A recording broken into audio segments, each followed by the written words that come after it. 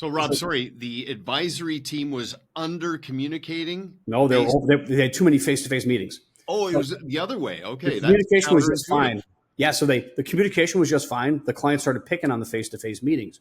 And then when they got granular, the client was saying, we spend too much time talking about things we could have looked up before we got here. You don't need to read our statements to See, us. that's good. And some clients were interested in a market update, some weren't. But the advisors would do the market update regardless. That was their thing that they do. And then what the firm did, this is really interesting. They listed, I think there was 27 proactive outbound service activities. And they asked the clients to rank each one a 6-point scale. 6 is this is great. 1 is this is a waste of time. They found there were 3 things they killed themselves to do that clients don't care about. And they were time consuming. Clients don't care about it. This one's interesting, Duncan. They asked the clients, what do you wish we offered that we don't? More than half of what was shared were services the firm already offered and the clients didn't know it.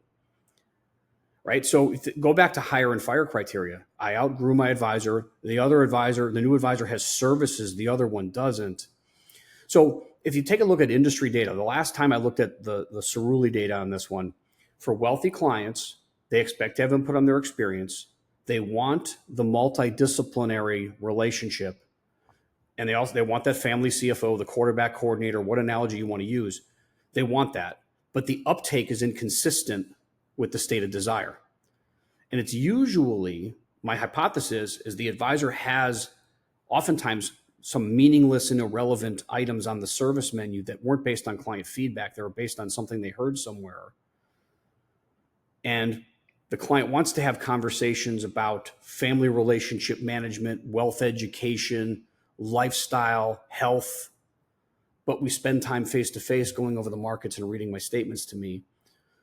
How do you align that? So it's really about client feedback and then a willingness to execute. You mentioned to me, or the first question you asked to me, was at a high level, how do you know someone's ready? And it's a willingness to explore and expose gaps and what they offer, how they talk to clients, what they do with clients, knowledge, the willingness to make connections.